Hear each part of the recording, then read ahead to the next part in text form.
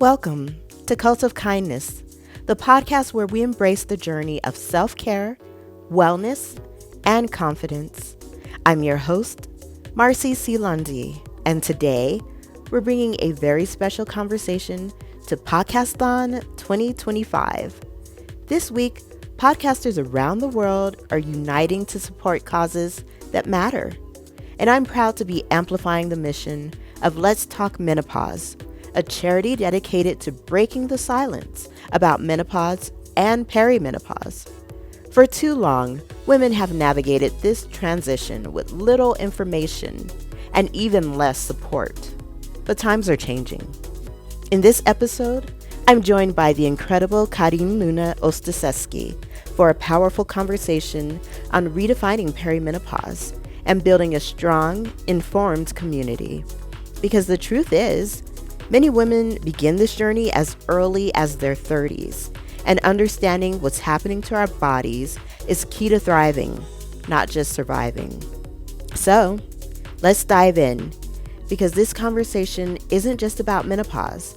It's about empowerment, knowledge, and taking control of our health at every stage of life. I love you all. Take care. Hi, I'm Marcy Lundy, and I'm so happy to have a fantastic guest on the podcast today. Please welcome Karin Luna Ostaseski, author of Hot or Just Me? Welcome, Karin. Hi, Marcy. Thank you so much for having me today. You bet. Karin has been featured on NPR's How I Built This, Time, as well as People in Espanol. And Karin, I want to thank you first of all, because this is a topic that the information was slim to none for such a long time. So thank you so much for being a voice. If you could tell me, as well as the audience, about how you got to the point where you realized, look, we need to talk about this. Yeah, absolutely. So this is what I'm calling my third act in life. I've had a couple careers already. My first being almost 17 years as a graphic designer and creative director, and then I switched gears in my 30s and decided to start a Scotch whiskey brand. I was sick of looking at computer screens all day, designing things so that people could stare at their screens, and I realized that I wanted to have more real life connections, and I always had that over a glass of whiskey. And so I built SIA to success and eventually acquisition. And then now I'm having this moment where it kind of started a few years ago in my early 40s. And it was a question that I was asking pretty much everyone around me and myself, is it hot or is it just me? And so that led me to realize that A, it was mostly just me. And then B, I was deep and very well into perimenopause. I had other symptoms that followed, like brain fog, anxiety, hair loss, all that fun stuff. And my doctors weren't really very helpful at the time until I finally found the right healthcare providers. And so through the years, I found some really incredible products and services that have made a big difference to myself and the friends around me. And so I decided to create hotorjustme.com, which is a platform for women in perimenopause and menopause. Wonderful. Yeah. It's so funny. Um, in the last few years, I noticed my eyebrows. I always had very thick, defined eyebrows. Yep. And I was like, what happened to them? Where have they gone? Yeah. Yeah. I had that moment too, like whenever I'm like, say, like at the airport, like in an airplane bathroom or at the gym where they have that fluorescent light shining right at my forehead. I'm like, oh, wait, that's not what it used to look like up there. Yeah. Oh my gosh. As I was talking with you before we started, uh, just thank you so much for bringing the conversation to light. It's so important. Um, I think that women are looking for the information, but at the same time, still afraid to say anything out loud. Um, a lot of us have husbands that are either 2 to 10 years older than us, and they are also going through their thing, andropause. Do you think that if we realize, okay, we're both going through something together, that the conversation can come to light a little more? What do you? about that. Absolutely. Yeah. Yeah. This is a big one. So I'm 47. My husband is actually younger than me. He's 43. Okay. And he's starting, we started calling it his midlife crisis in like jest. But then as I started researching more and more about perimenopause and menopause, realizing that men go through their own version of a loss in sex hormones. For them, it would be testosterone, and that it affects so much of their vitality that they have these moments of, they have their own hair loss, right? They have their own middle weight gain in their belly. They have their own brain fog and bone density loss. So they're going through the same versions that we're having. The Yes. challenge is a lot of the symptoms that we're facing. We've kind of been used to our hormones fluctuating, on a monthly basis, and this is kind of their first like realization that it's like a big decline. Yeah. But I think similar to what we're facing in perimenopause, we can realize that hey, we can have a shared discussion about what's happening, right? And look at each other with compassion and sympathy in a different way. And it can open up the conversation for, hey, here's what I'm facing, and here's how it's showing up for me. And here's some common symptoms. Maybe, you could be more aware when they're happening for me, and this is why it's happening for both of us.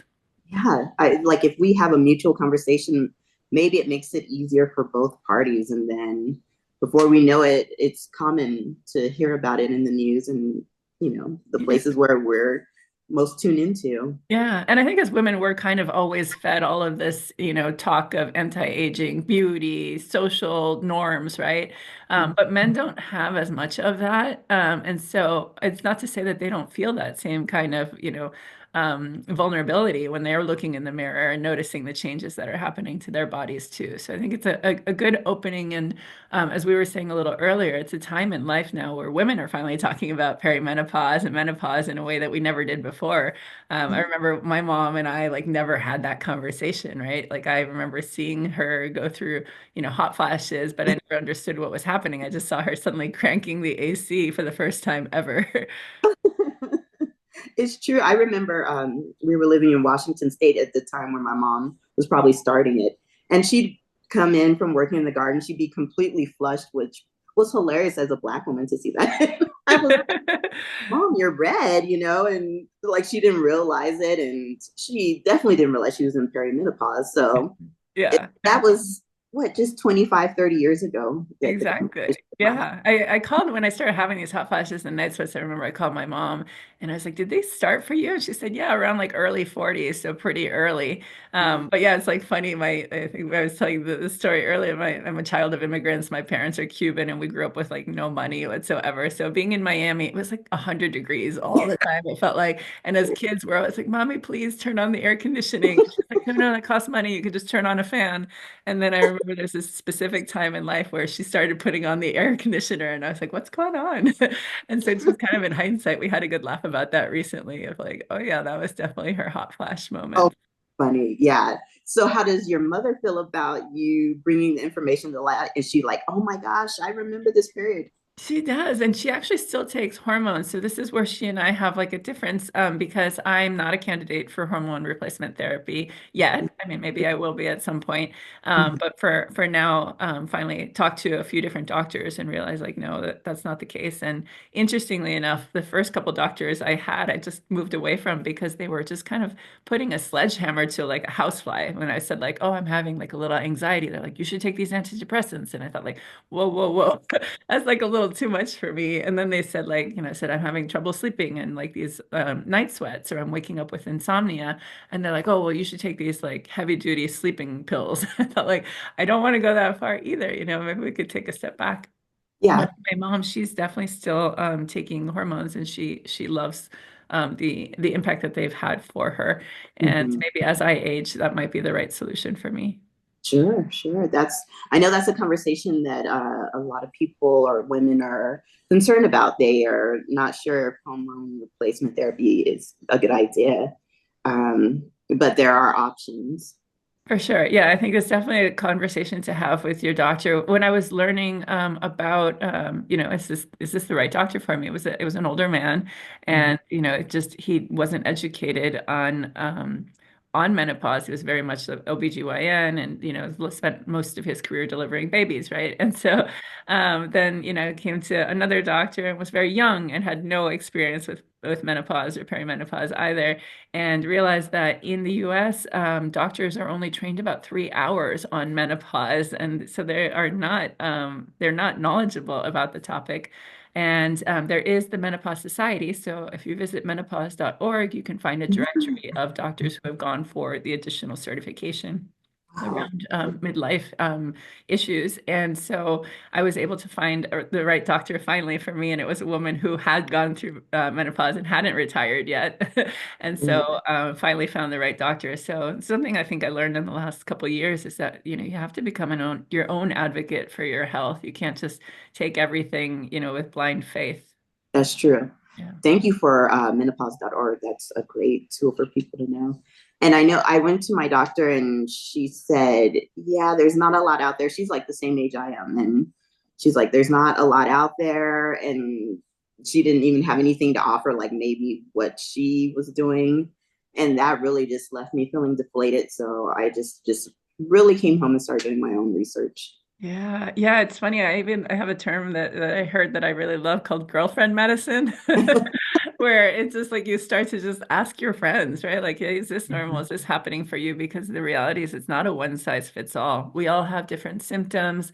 They all hit us at different times. They all hit at different severities, if they even can happen at all. And then there's like some really strange ones too that some people have mentioned as well. There are, yeah. I remember I had a guest on and she was saying you can smell like smoke. And I was like, I Oh. literally had that one. Yeah, I had that one too. Yeah, I've had the ringing in my ears. Someone talked about burning tongue sensation. I haven't had that one yet. Or like frozen shoulders, another one that I've heard about. But yeah, I think just like I've definitely had like the greatest hits for sure. Greatest hits. Yeah. Yeah, Yes. all of the hot flashes, the night sweats, the weird periods, the Yeah. anxiety. Like, I mean, yeah, you name it. Yeah. I was looking at the article you had written for Time, which was so wonderful, by the way.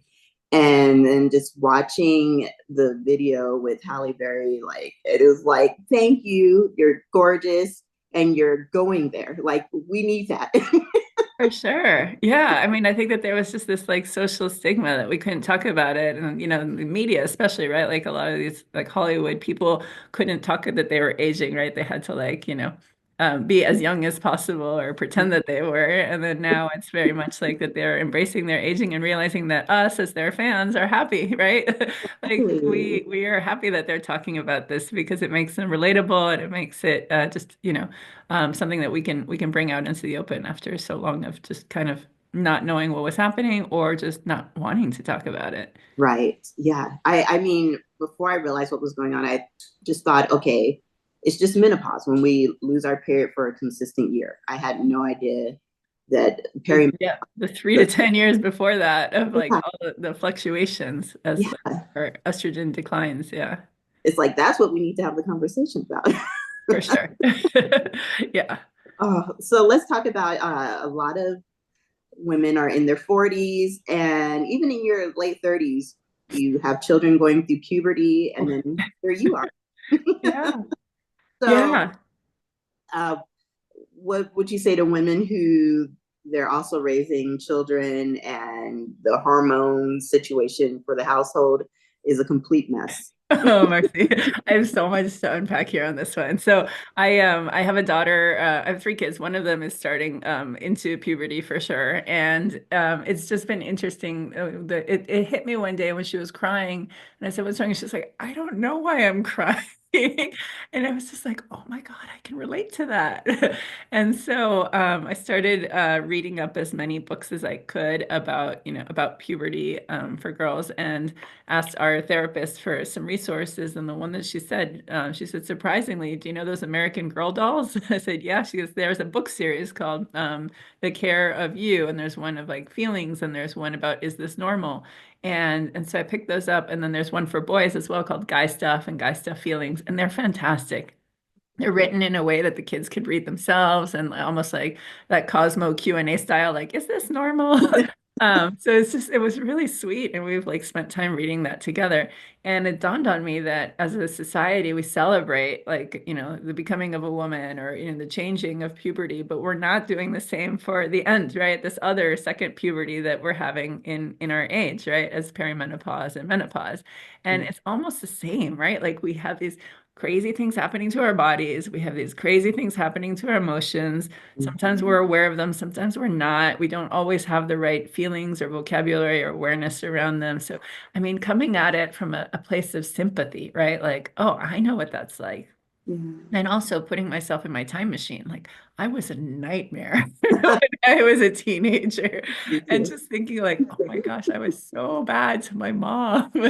And like just thinking like, okay, this is like what they're dealing with, and you don't really have control over it. And so just kind of coming at it from a place of love and understanding and dialogue, right? Like that we can talk about it. It's funny because my kids, obviously because I have a business in perimenopause and menopause, so they know a little bit more about it. But the Mhm. fact that they even know these words are important. Hey, Yeah. yeah, that's wonderful. Yeah, and so it makes it also so when your daughter is in those years, she's not shocked. She's like, okay, I remember mom was like this when I was going through puberty. Yeah. Yeah, Yeah. yeah. And I'm just thinking about the element of also the husband being an andropause, so that can be a Everybody together, right? It's just a hormone party. gosh. But yeah, if you have the conversations, it can be so helpful at the same time, even though everyone's got their thing going on. Yeah. And you know what to look for, being aware of it, and just being a mirror to somebody, right? Like saying like, oh, I'm noticing that you're feeling, that you're expressing this, or, rather than saying like you statements, like just kind of bring it all back to compassion and sympathy around Ex- that time in life where, again, like in my time machine, I was so confused. My body was so weird. Like I was not developing at the same pace as my friends. I remember lying that I had gotten my period when I didn't because I was such a late bloomer. Like there was just so much going on at that time in life that, you just feel out of control. And you also think nobody gets it. Nobody understands. And like my parents don't understand. yeah, it's so Uh, true. yeah. I went through precocious puberty, so I feel like I've had my cycle forever. It's like, okay, okay, good. I don't like perimenopause, but when will the period end? Yeah. Yeah, so I'm wondering with the self-care element of all of this, what do you do and what do you recommend for women just to take a beat and to remember to take care of themselves? Yeah, it's funny. So I am a big believer in self-care. I think it took me a long time to get there and Mhm. realize that just thought if I just keep doing, if I keep going, if I keep moving, and then I realized like I need to just take a breath because I'm not effective, I'm not happy, I'm not motivated, I'm just going through the motions. Yeah. So just sort of realizing like, okay, I need to take care of myself. And like, what does that mean for each person is totally different, right? Like, my husband likes to go for walks. For me, I like going to the movies by myself and watching like a matinee, having Yeah. my own like popcorn that nobody's asking me for. And I just take those 2 hours in the dark by myself. Yeah. And just, like whatever that is and however often you can do it. Like if I can pull that off once every couple months, I feel great. But just Yeah. kind of taking a little minute for yourself before you can help other people. But I think the big one that I kind of try to emphasize for women in this stage in life is sleep. So, Mm, if you think about it, if you have a bad night of sleep, it affects everything, right? Like you wake up, you're groggy, you end up having more caffeine than you should. So now you're anxious and like, your heart's going nuts. You make bad food decisions. You skip the gym because you're tired. You're not focused at work. So, and all of it just comes back to, did I get a good night of sleep? And yeah. so, what can you do to optimize for sleep? And so, some of the changes that I've made through the years, I've definitely cut back on caffeine. I don't have afternoon coffee, and sometimes I don't even have a morning coffee anymore. I know that Mhm. that transition is hard for people. So I have a couple like 3-day system that I tell people. I'm like, okay, the first day you're going to get headaches. So just take a couple. 2 Advil. And then the next day, you're gonna have a little less headache, just 1 Advil. And by the third day, you're good. Like that's it. You've gone through the withdrawal with ease. And then I would say do something like silly, like whiten your teeth or something that will keep you from like drinking caffeine. And kind of going back to it. And then another one would be like just to cut out alcohol and like I would say not completely if that's not your thing, but just maybe not at night because Sure. then you're not processing that alcohol at 2 a.m. wake up, right? Oh, yeah. Oh, maybe it's day drinking instead. And then I would say also just like, and this is easier said than done, but your devices, right? Like I'm Yeah. guilty of wanting to just look at those last emails or whatever it is to catch up at night, but just try to resist that urge and just turn it off, listen to an audiobook instead, or just read a book. Yeah. Um, and then, your sleep situation. So for hot flashes and night sweats, I have on Hot or Just Me a collection of bedding that's cooling sheets. We have cooling Oh, pillowcases, good. your sleepwear. So what you wear at night. I wear a nightgown that now has like a T shape. So I have as much skin contact to the cold and Great. sheets as possible. A Okay. cold glass of ice water next to the bed. Yeah. Just an eye cooling eye mask, like just get all your tools in order so that and then, as my husband has aged, he's become a snorer. So I've now become somebody that wears earplugs, and that really helps as well. That's good. Yeah, it's just, like I don't want to be this person that's in separate bedrooms, but I also want a good night's sleep. So just kind of setting yourself up for success when it comes to sleep, because if you do all those things, then you'll have a really great day. Oh, it's so true. It's so true. If we could touch on brain fog, that's Yeah. really a challenging one. Oh, yeah. I mean, I got really vulnerable in that Time magazine article that was written about, and I shared something that happened to me where I've always been someone who's very sharp. I pride myself on being like, somebody who's kind of on it, right? Yeah. And through the last couple of years, I would walk into a room and then I would forget why I was there. Like, what did I come in here for? And I'd like retrace my steps, or I was like, what was it that I needed? Yeah. Or even like say online, I'll be like, oh, what was I going to look for? And I kind of go back to the tab that I was on to see what it was, just kind of like a detective, right? Like blackout detective. Yeah. And like, what's happening? Like, how did I get here? And then the one that I had this like scary moment though around was I was in my car. Like it's one thing, there's not like high stakes of like walking into a room and forgetting what it was, but I was driving and I was just like going, and then all of a sudden I had this moment. I was like, where was I going? And I Mm, just thought like, God, this is like kind of scary. So I was like, what do yeah. I do? And I was just, I'll just keep going straight until it comes to me. And so I drove like about a mile, which is like a minute, right? Like it's not that bad. But in my Yeah. head, I was like, am I losing my mind? It hit me. I was like, oh yeah, I'm going to the car wash. And, and it was just such this like, oh my God, this like little hiccup. And so I've had to like kind of come up with little tools to kind of work around the brain fog. So I've become someone who's like a religious note taker. Like I take like Mhm. a lot of notes. Everything is in my calendar, like even the travel time beforehand to get to a place. Yeah. The notes in the calendar meeting, and then yeah, even just like the notes app on my phone, like tasks, like almost like little checklist Oh, things, I love that. track Yeah, stuff. lifesaver. Yeah. Yeah, so just finding like tools around managing, being sharp for the day. Yeah. And Yeah. if somebody tells me like something to remember, I'll write it down exactly in that moment because otherwise I'll forget. And so Yeah. it's just kind of being a little bit more on top of myself. I Yeah. think that's what's challenging about it because before, perimenopause, like everything just comes easily. Yeah. And like from the anxiety angle, I never had anxiety before, but I was telling my husband, even when I give myself sufficient time to get ready for something, like Yeah. I find myself just wanting to freeze because I'm like, oh my gosh, I'm not gonna have enough time. And I absolutely do, but it's just weird the place that it takes you to. Yeah, yeah, it's bizarre, and I find it sometimes in the morning, like getting the kids out to school too, where it's Yeah. like it's the same thing every single day. Yeah. It's like I'm still like, we're gonna be late. We're gonna be late for school. And I don't want to be like I want to be like like chill, easy, and like we talked about word of the year. This word, the word that I want for this year is enjoy. Like so, I want to enjoy these moments, even if it's getting the kids to school, right? So, what can I do to kind of enjoy those moments more? And like, so we have a set like, okay, food must be done by this time. You must be dressed by this time. We must be in the car by this time. And it's like, okay, we got these three checkpoints. And Yeah. if we can do that, we get to school on time. That's good. Yeah. Yeah, it's just extra note taking and extra preparedness is the thing. Yeah, definitely. And just like writing it all down. Like I have like a little list for podcasts. I have a list for books I want to listen to. I have like someone recommends a movie or a show, I'll write it down. Like I have like just lists for everything. Like, what are our plans for the year? What are some date night ideas? Like it just have so many lists going. But I feel like that's definitely, it gives me, if not some control, it gives me the illusion of control. Exactly.